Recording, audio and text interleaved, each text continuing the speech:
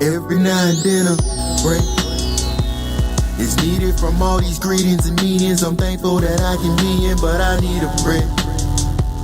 Cause this life can be suffocating, traveling different locations, trying to get this money made. And I believe it that I need it. These evil heathens are deceiving. My seed is in. Yo, what's going on? This is Current Climate.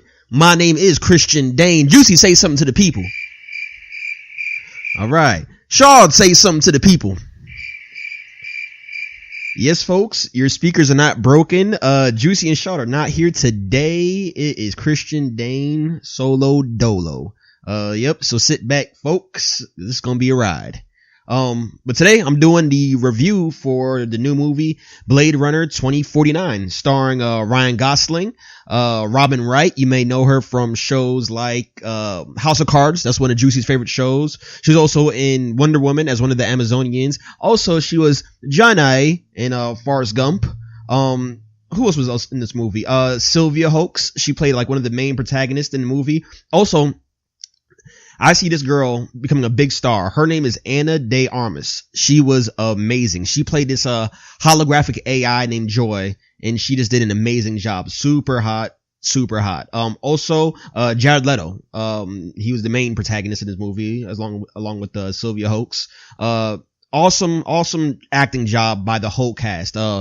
I can't really say much more. I mean, they all held it down perfectly. Ryan Gosling, he's a weird actor because he's very emotionless at times, but this movie, it worked for him. It worked perfect because he was a android of some sorts. So that emotionless act that he normally does, he actually played it off well this time. I mean, this was actually how he was supposed to look. So they couldn't cast a better actor. Basically the movie's about, a Blade Runner, which was Ryan Gosling. He's the one that hunts down androids called replicants. The movie's mainly, it's a mystery story trying to figure out two replicants that had a child, which is supposed to be like impossible to do. So the movie just follows Ryan Gosling's character trying to track down the child and figure out where the child went and stuff like that. So a lot of plot twists.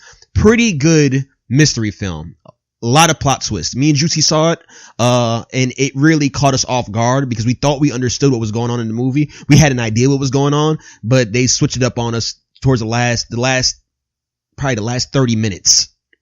Big plot twist. So it was a pretty good movie. The downside of it is about 2 hours and 45 minutes long. I mean, it feels long. I mean, this movie, there's some parts of it that drag. I mean, I'm talking about it just drags. There's some things that they could have definitely cut out of the movie, but it made it so much longer than it should have been. It was pretty rough. I mean, some of this stuff they could have left out for like the director's cut.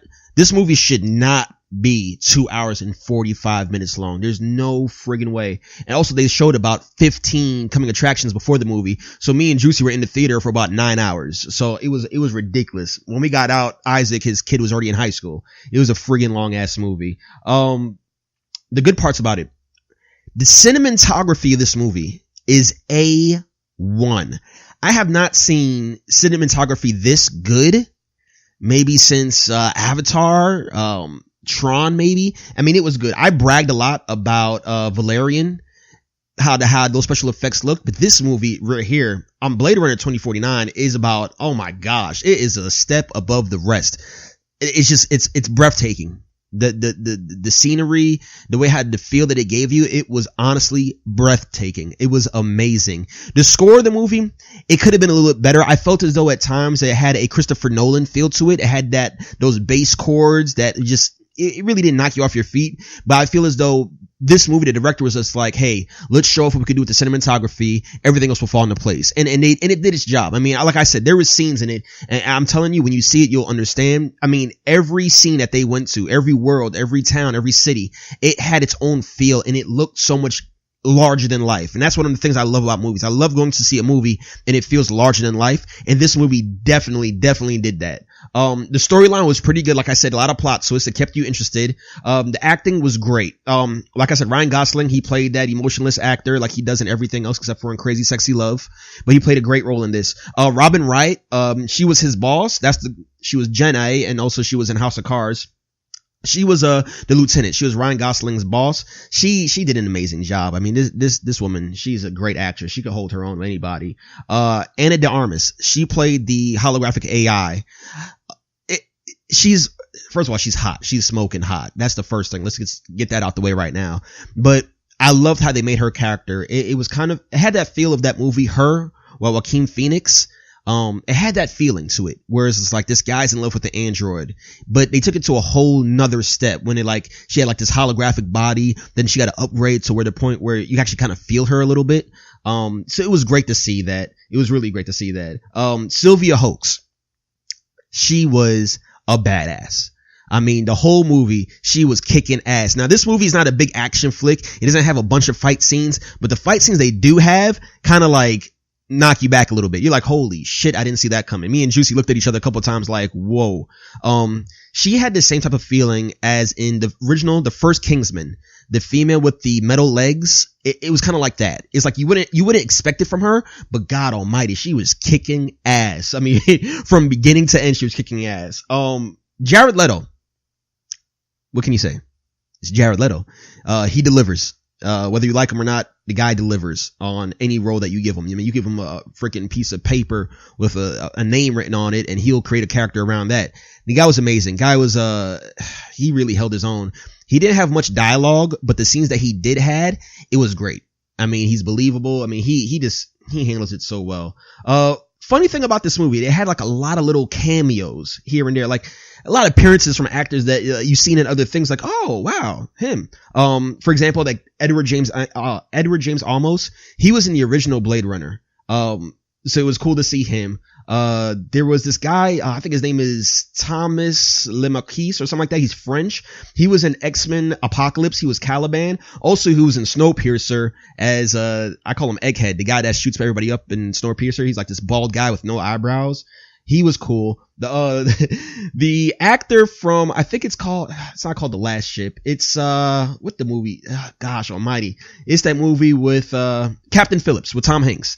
The actor from that who says, this is my ship now, I'm the captain. He was in it for a quick second. So it was like, wow, it's cool to see him. Also in this movie had Lenny James, and everybody knows him from, or most people know him from The Walking Dead as Morgan. So it's cool to see him. So it had a lot of cool appearances here and there throughout the movie that was just like, oh wow, okay. Also, Dave Bautista, WWE wrestler. Also he's in Guardians of the Galaxy as Drax the Destroyer. So it was cool to see him in that. Of course, he had an action scene at the beginning of the movie, which was awesome. He got physical.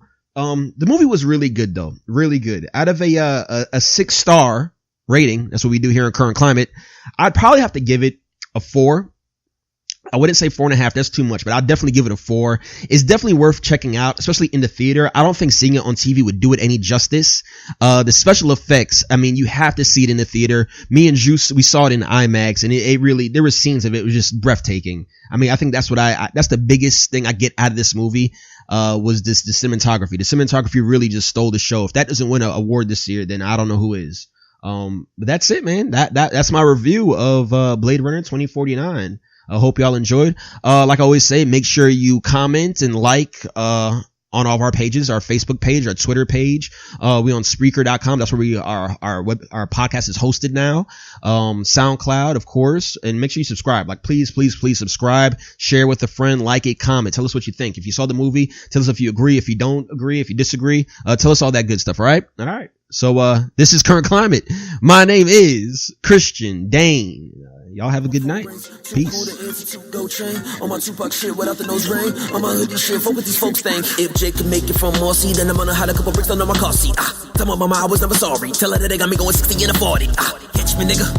Screaming, catch me, nigga, I'm too fast. Don't test me, nigga. Came from the bottom, single mother, never used food stamps. Man, product of my environment. I'm tired, man. Put the metal to my little nigga's chest. No Tony Stark, but I keep that iron, man. Breathe, nigga, breathe. The last thing he hears is the sound of a gun ring. White America don't give a fuck, it's the death of another young king.